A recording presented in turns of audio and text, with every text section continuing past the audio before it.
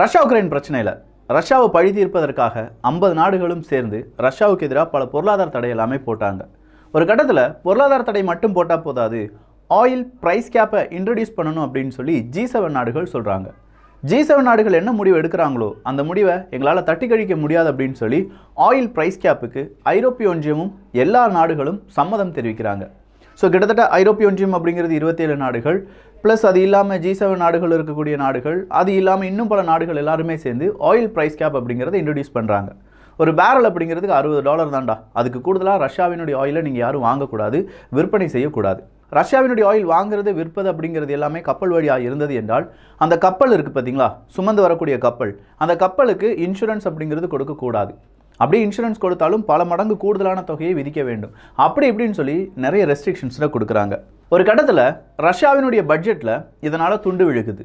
So Russia என்ன செய்கிறாங்க, அவங்கக்கிட்ட இருக்கக்கூடிய தங்கத்தில் ஒரு 36 டன் ஏதோ தங்கம் விற்பனை செய்கிறாங்க. இது ஜனவரி மாதம் நடந்தது. ஆனால் ரஷ்யா இதுக்கு பழி வாங்காமல் இருப்பாங்களா? பழி வாங்கிட்டாங்க. அதை தான் இந்த வீடியோவில் பார்க்க போகிறோம். மெயினாக ஒரு வேர்ல்டு லெவலில் இந்த ஆயில் மார்க்கெட்னு ஒன்று இருக்குது பார்த்தீங்களா, அதில் ஒரு பெரிய நிலநடுக்கத்தை ஏற்படுத்த போகிறது ரஷ்யா.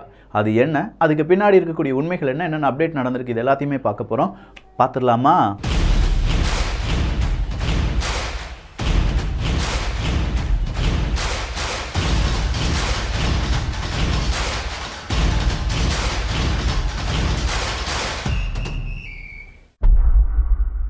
இரண்டாவது உலகப் போர், முதல் உலகப் போர், இதெல்லாம் தெரிந்து கொண்ட நமக்கு ஒரு விஷயம் நல்லா புரியும். எந்த நாடு ஜெயிக்கிறாங்களோ, எந்த நாடு ஆதிக்கம் செலுத்துகிறாங்களோ, அந்த நாடு என்ன சொல்லுதோ அதன்படி இந்த உலகம் கேட்கும். இப்போ அமெரிக்கா என்ன சொல்கிறாங்களோ அதை தான் பல உலக நாடுகளும் கேட்டுட்ருக்காங்க. நிறைய பேருடைய மனசில் இருக்கக்கூடிய கேள்வி அதுதான். அதனை ரஷ்யா போட்டால் மட்டும் அதை பொருளாதார தடைன்னு சொல்கிறீங்க, மீதம் இருக்கும் நாடுகள் போட்டால் செல்லுபடி ஆகாதா அப்படின்னு கேட்டால் செல்லுபடி ஆகாது ராசாக்களா. ஏன்னா ரஷ்யா தான் இப்போதைக்கு இந்த வேர்ல்டு ஆர்டரை நடத்தக்கூடிய மிக முக்கியமான நாடு. இந்த வேர்ல்டு ஆர்டர் அப்படின்னு சொல்லும்போது சேஞ்ச் இன் வேர்ல்டு ஆர்டர் அது வந்துக்கிட்டே இருக்குது. ஒரு வேர்ல்டு ஆர்டரில் ஒரு நாடு அவங்கக்கிட்ட இருக்கக்கூடிய அசட்ஸை எப்படி அவங்க அதை தீர்மானிக்கிறாங்க, அந்த அசட்ஸை வச்சு அந்த நாடு என்ன செய்கிறாங்க, அதை வச்சு அவங்களுடைய பவர் அவங்க எப்படி கேதர் பண்ணுறாங்க, இது எல்லாமே ஒரு நாட்டினுடைய வலிமையோ இல்லாட்டி ஒரு நாட்டினுடைய வீழ்ச்சிக்கோ காரணமாக இருக்குது. இதே மாதிரி தான் வீட்டில் நம்முடைய அசட்ஸ் இல்லாட்டி நம்முடைய சொத்துக்கள், இது எல்லாத்தையும் நம்ம எப்படி தீர்மானிக்கிறோம், யார் யாருக்கு எந்த மாதிரியான வேலைகளை கொடுக்குறோம், இதை பொறுத்து ஒரு வீட்டினுடைய வளர்ச்சியும் இருக்கும். இதே மாதிரியான ஒரு ஆடியோ புக்கை ரிலீஸ் பண்ணியிருக்காங்க குக் எஃப்எம். இந்த ஆடியோ புக்குக்கும் இப்போ நம்ம பேசுகிற டாப்பிக்கும் நிறைய விதமான ஒரு ஒற்றுமை இருக்குது. ஸோ இதே மாதிரி சேஞ்ச் இன் வேர்ல்டு ஆர்டர் அப்படிங்கிற இந்த ஆடியோ புக்கை நீங்கள் கேட்க குக் எஃப்எம்மை டவுன்லோட் பண்ணிக்கோங்க. டவுன்லோட் பண்ணுறதுக்கான லிங்க் எல்லாமே டிஸ்கிரிப்ஷனில் இருக்குது. நாளொன்றுக்கு நம்ம 1 லிட்டர் பெட்ரோல் அடிக்கணும்னா 100 ரூபா, ஒரு சினிமாவுக்கு போயிட்டு வரோன்னா 200 ரூபா. ஆனால் குக் எஃப்எம் மாதத்துக்கு ஒரு 49 ரூபா நீங்கள் கொடுத்தீங்கன்னா 10,000க்கும் அதிகமான தமிழ் ஆடியோ புக் சம்மரி இது எல்லாமே நீங்கள் கேட்கலாம், அறிவு வளர்க்கலாம். அதுக்காக குக் எஃப்எம்மை டவுன்லோட் பண்ணி 50% டிஸ்கவுண்ட் கிடைப்பதற்காக நீங்கள் யூஸ் பண்ண வேண்டிய கோட் WALKS50 அப்படிங்கிறது தான். கேளுங்க மனதுக்கு பிடித்ததை. ஆயில் அவுட்புட் அப்படின்னு ஒன்று இருக்குங்க. ரஷ்யா ஒரு நாளொன்றுக்கு எத்தனை பேரல் ஆயிலை ப்ரொடியூஸ் பண்ணணும், அப்படி ப்ரொடியூஸ் பண்ணுற ஆயில் எந்தெந்த நாடுகளுக்கு ஏற்றுமதி செய்யப்படுது, இது எல்லாமே ஆயில் மார்க்கெட்டை பொறுத்த வரைக்கும் ஒரு பாதிப்படையக்கூடிய நிகழ்வு தான். இங்கே ஆயில் அப்படிங்கிறத கம்மி பண்ணாலும், ப்ரொடக்ஷனை கம்மி பண்ணாலும் இல்லை இன்க்ரீஸ் பண்ணாலும் ஆயில் மார்க்கெட்டில் சின்னதாக ஒரு பிரச்சனைகள் இல்லாட்டி ஒரு ஏற்ற இறக்கம் அப்படிங்கிறது வரும். இதை கண்ட்ரோல் பண்ணுறதுக்காக தான் 2 அமைப்புகள் இந்த உலகத்தில் நம்ம பல நாடுகள் சேர்ந்து உருவாக்கியிருக்காங்க. ஒன்று OPEC, இன்னொன்று OPEC+ நாடுகள். இதில் OPEC+ நாடுகளுடைய தலைவர் யார் அப்படின்னு பார்த்தா டைரக்ட் ஆர் இன்டைரக்டாக ரஷ்யா தான். OPEC நாடுகளுடைய தலைவர் யார் அப்படின்னு சொல்லி பார்த்தா direct R indirect Saudi Arabia தான். சவுதி அரேபியாவும் ரஷ்யாவும் உச்ச நண்பர்கள் அப்படின்னு சொல்கிறது இந்த ஒரு விஷயத்தில் மட்டும். ஏன்னா ஆயில் மார்க்கெட்டை இவங்க கண்ட்ரோல் பண்ணணும். ஆயில் மார்க்கெட்டை இவங்க கண்ட்ரோல் பண்ணலைன்னா இவங்களுடைய லாபம் அப்படிங்கிறது இல்லாமல் போயிடும். லாபம் இல்லைன்னா சவுதி அரேபியா அரபுலக நாடுகளால் வாழவே முடியாது. ஏன்னா அரபுலகத்தை பொறுத்த வரைக்கும் ஆயில் மார்க்கெட் இல்லைன்னா அவங்களுக்கு பெரிய அளவில் கை கொடுப்பது சுற்றுலா மட்டும்தான், அதுவும் ஒரு சின்ன பர்சன்டேஜ் மட்டும். ஸோ இப்படி இருக்கும்போது தான் இப்போ ஆயில் ப்ரொடக்ஷன் அப்படிங்கிறத 5% நாங்கள் கட் பண்ண போகிறோம், நாளொன்றுக்கு 5 லட்சம் பேரல் அப்படிங்கிறத நாங்கள் கட் பண்ண போகிறோம் என்கிற அறிவிப்பை ரஷ்யா கொடுத்துருக்காங்க. 5 லட்சம் பேரல் ஒரு நாளொன்றுக்கு ஆயில் மார்க்கெட்டுக்குள்ளே இனிமேல் வராது. அப்படியே வந்தாலும் அது ப்ரைஸ் கேப்லாம் இருக்கிறனால ரஷ்யாவுக்கு பெரிய ஒரு பிரச்சனையும் இருப்பதனால் ரஷ்யா இப்போ என்ன செய்கிறாங்கன்னா பழி வாங்க ஆரம்பிக்கிறாங்க. நீ எனக்கு ஆயில் ப்ரைஸ் கேப் போட்ட, என்கிட்ட ஆயில் வேண்டான்னு சொன்னேன், இப்போ நான் மார்க்கெட்டுக்குள்ளே 5 லட்சம் பேரலை உள்ளே விடாமல் இருக்கேன், என்ன நடக்குது அப்படின்னு சொல்லி பார்க்கலாம். இந்த வர்ற மாதம், அதாவது பிப்ரவரி போய் மார்ச்சில் தான் இந்த ஒரு விஷயம் நடக்க போகுது. ஏன்னா மார்ச்சில் ஒஃபென்சிவாக ரஷ்யா அடிக்க காத்துட்ருக்காங்க அப்படிங்கிறது எல்லாமே நமக்கு தெரியும். பாக்முத் பகுதியில் மிகப்பெரிய அளவில் படைகள் அப்படிங்கிறது கொஞ்சம் கொஞ்சமாக உள்ளே வந்துட்டுருக்காங்க. இதே மாதிரி நேராக கர்சன் பகுதி எடுத்துக்கிட்டாலும் கர்கிவ் எடுத்துக்கிட்டாலும் இன்னைக்கு தாக்குதல் அப்படிங்கிறது நடந்திருக்கு. சாப்ரோசேஷியாவில் இன்னைக்கு தாக்குதல் அப்படிங்கிறது நடந்திருக்கு. ஸோ ரஷ்யாவினுடைய அந்த படை அப்படிங்கிறது கொஞ்சம் கொஞ்சமாக முன்னோக்கி வந்துட்டு இருக்கு. உக்ரைனுடைய படை வேற வழியே இல்லாமல் பக்முத் பகுதியிலிருந்துலாம் வெளியேற ஆரம்பிச்சிருக்காங்க அப்படிங்கிற ஒரு செய்தி வெளியாகி இருக்கிறது. ஸோ பக்முத் பகுதி எந்த அளவுக்கு இம்பார்ட்டன்ட் அப்படின்னா, பக்முத் பகுதி பிடித்து விட்டார்கள் என்றால் அடுத்த ஒஃபென்சிவ்க்கு ரஷ்யா தயாராகிவிடும். ஏன்னா மிக முக்கியமான ஒரு வெற்றியாக அதை பதிவு செய்வாங்க ரஷ்யா. அப்படி வெற்றி பதிவு செய்யப்படும் போது இந்த 4 ரீஜனையும் சேர்த்து ரஷ்யா என்ன செய்வாங்க, அடுத்த வேவ் ஆஃப் அட்டாக் அப்படிங்கிறத செய்ய ஆரம்பிப்பாங்க. இந்த அட்டாக் தான் மார்ச் இல்லாட்டி பிப்ரவரிக்கு பிறகு இருக்கும் அப்படின்னு சொல்லப்படுது. ஸோ இந்த அட்டாக்லேருந்து பாதுகாப்பதற்கு தான் உக்ரைன் என்ன செஞ்சுட்டு இருக்காங்கன்னா, எங்களுக்கு அந்த வெப்பன் வேணும், எங்களுக்கு இந்த உதவிகள் வேணும் அப்படின்னு சொல்லி ரொம்ப பெரிய அளவில் கேட்டுட்டு இருக்காங்க. சரிப்பா, எல்லாம் ஓகே தான். கடைசியாக நிறைய விதமான இந்த பவர் செக்டார்ஸ் இருந்துச்சு பார்த்தீங்களா, தெர்மல் பவர் யூனிட்டாக இருக்கட்டும், இல்லாட்டி நிறைய விதமான கிரிட்டாக இருக்கட்டும், பவர் கிரிட்டாக இருக்கட்டும், இங்கே எல்லாத்தையுமே இன்றைக்கி தாக்குதல் நடத்தியிருக்காங்க. ரஷ்யாவினுடைய தாக்குதல் அவங்களுடைய உள்நாட்டு கட்டமைப்பு பவர் கிரிடை பார்த்து இருந்ததுனால பல இடங்களிலும் இப்போ மின்சாரம் இல்லாமல் இருக்கிறார்கள். நம்ம வெதர் ரிப்போர்ட் எடுத்து பார்த்தோம்னா, உக்ரைனுடைய வெதர்லாம் எடுத்து பார்த்தோம்னா ஒரு -9 -8 வந்து நிற்கிறது. ஸோ வெதர் அப்படிங்கிறது கொஞ்சம் கம்மியாக, அதாவது உஷ்ணநிலை அப்படிங்கிறது கம்மியாக அங்கே வாழக்கூடிய மனிதர்களுக்கு கரண்ட் அப்படிங்கிறது கண்டிப்பாக தேவை.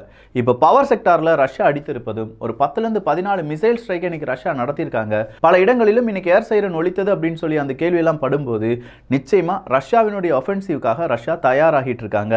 அவ்வளோதானா? இன்னைக்கு ரஷ்யா அவங்களுடைய குண்டுகளை பொழியக்கூடிய விமானம், மிசைல்ஸ், இது எல்லாத்தையுமே ஒரு காட்டியிருக்காங்க அப்படின்னு சொல்லலாம்.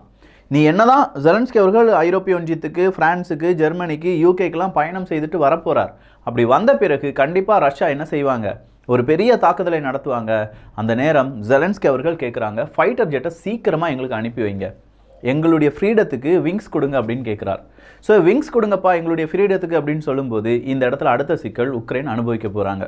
பிரான்ஸ் சொல்லிட்டாங்க, பிரான்ஸினுடைய பிரசிடென்ட் மேக்ரோன் அவர்கள் சொல்லிட்டாங்க, இல்லை இப்போதைக்கு விமானம் கொடுக்க முடியாது, அதுக்கான காரணத்தை என்னால் வெளியில் சொல்ல முடியாதுன்னு சொல்கிறார்.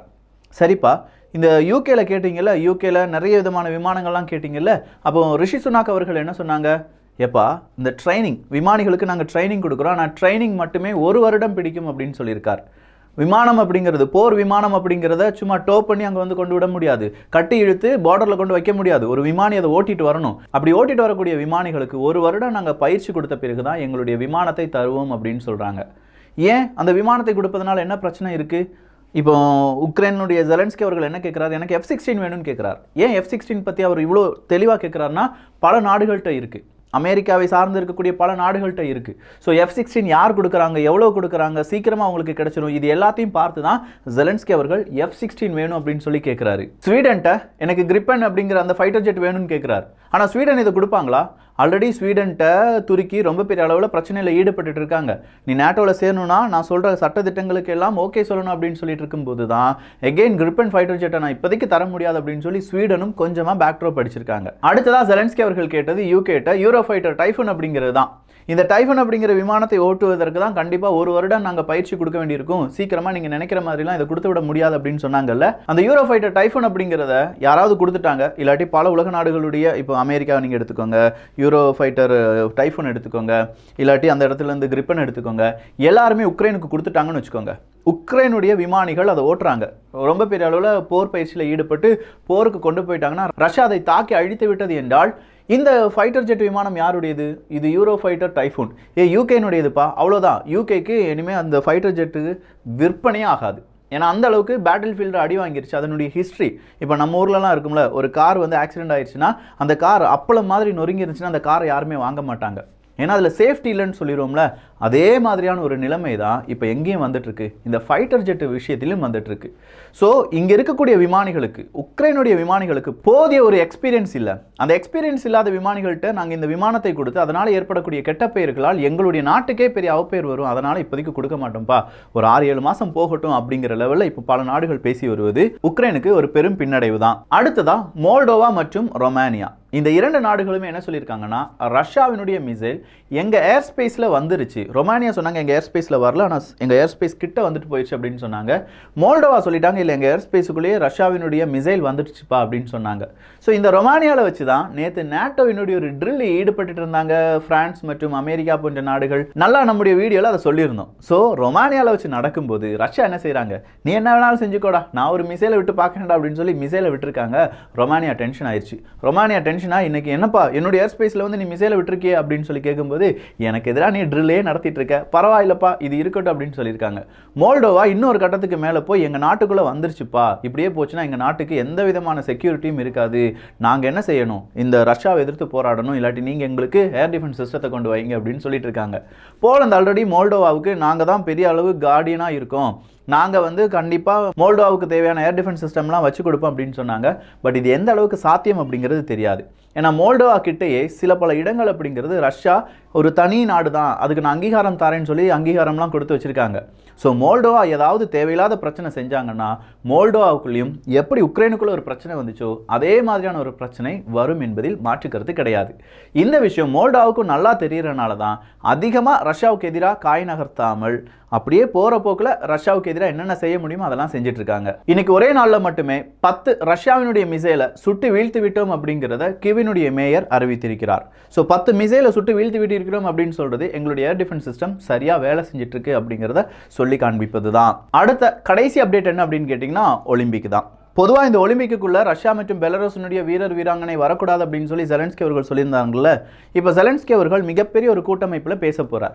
அந்த கூட்டமைப்பில் இந்த ஒலிம்பிக்குக்கான என்ன முக்கியத்துவம், அங்கே ரஷ்யா மற்றும் பெலரஸினுடைய வீரர்கள் வந்துவிட்டார்கள் என்றால் உலக நாடுகள் இதே மாதிரி யார் வேணாலும் யாரை எதிர்த்து போர் பண்ணலாம், அதை உலக நாடுகள் தட்டி கேட்காது, அது விளையாட்டுத்துறை தட்டி கேட்காது அப்படின்னு சொல்லி ஈஸியாக விட்டுருவாங்க. இதனால் பல நாடுகளுக்கும் பிரச்சனைகள் வரும்.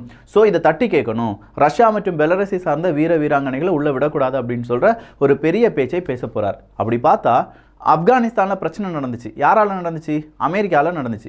அமெரிக்கா ஆப்கானிஸ்தான் யுத்தம் அப்படின்னு அமெரிக்காவை சார்ந்தவர்கள் ஒலிம்பிக்கில் வரக்கூடாது அப்படின்னு சொன்னால் அது நியாயமா? இன்னொரு பக்கம் லிபியா மற்றும் லெபனன் இதே மாதிரி நிறைய இடங்களில் பிரச்சனை நடந்துகிட்டே இருக்கு. இஸ்ரேல் பாலஸ்தீன பிரச்சனைகள் நடந்துட்டு இருக்கு, ஈராக் ஈரான் பிரச்சனை நடந்துச்சு, பாகிஸ்தான் இந்தியா பிரச்சனை நடந்துட்டு இருக்கு, இந்தியா சீனா பிரச்சனை நடந்துட்டு இருக்கு, சீனா ஜப்பான் பிரச்சனை நடந்துட்டு இருக்கு, சீனா பிலிப்பைன்ஸ் பிரச்சனை நடந்துட்டு இருக்கு. இது எல்லாமே ஒன்னோ இரண்டோ யுத்தங்களாக மாறிக்கொண்டிருக்கிறது அல்லவா? ஸோ இதெல்லாம் இந்த யுத்தம் நடந்துட்டு இருக்குப்பா, இவங்க யாருமே ஒலிம்பிக்கில் விளையாடக்கூடாதுன்னு சொன்னால் ஒலிம்பிக்கில் யாருமே விளையாட மாட்டாங்க. எந்த நாட்டுக்குமே அந்த அருகதை இருக்கா அப்படிங்கிறது நமக்கு தெரியாது. ஸோ எது எப்படி இருந்தாலும் இப்போதைக்கு விளையாட்டுக்குள்ள இந்த போர் அப்படிங்கிறத உள்நுழைக்க போகிறார்கள். அதன் வழியாக ரஷ்யா மற்றும் பெலரஸ் தனிமைப்படுத்தப்பட வாய்ப்புகள் அதிகமாக மாறுகின்றன. ஏன்னா இப்போ ஐரோப்பிய ஒன்றியம், பிரான்சினுடைய மேயர் கொஞ்சம் பேர், இவங்க எல்லாருமே என்ன சொல்ல ஆரம்பிச்சிட்டாங்க, இப்போதைக்கு நம்ம ரஷ்யா மற்றும் பெலரஸை உள்ளே அனுமதிக்கக்கூடாது அப்படிங்கிற முடிவுக்கு வந்திருக்காங்க. பார்க்கலாம் என்னென்ன அப்டேட் நடந்துட்டு இருக்கு, என்னென்ன அப்டேட் நடக்க போகுது அப்படிங்கிறது எல்லாத்தையுமே. ஸோ இந்த ஒரு காணொலி பற்றி உங்களுடைய கருத்துக்கள் இங்கே வரவேற்கப்படுகின்றன. எல்லோரும் வியூகத்தில், தமிழ் வியூகத்தில் இணைந்திருங்கள். நல்லதை பகிர்ந்து நல்ல சமுதாயத்தை உருவாக்குவோம். நன்றி, வணக்கம்.